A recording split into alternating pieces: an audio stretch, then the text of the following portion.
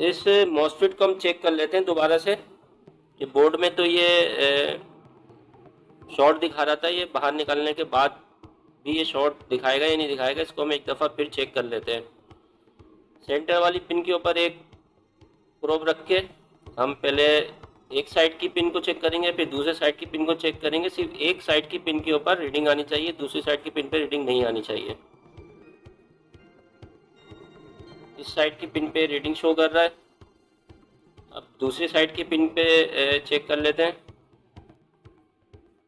दूसरी साइड की पिन पे भी रीडिंग शो कर रहा है, दूसरी साइड की पिन पे भी कंटिन्यूटी आ रही है। अब दोनों साइड की पिनों को हम चेक कर लेते हैं। ये दोनों साइड की पिनों के ऊपर भी कंटिन्यूटी शो कर रहा है, इसका मतलब है कि ये मॉस्फेट ओपन हो चुका है, ये शॉर्ट हो गया। इस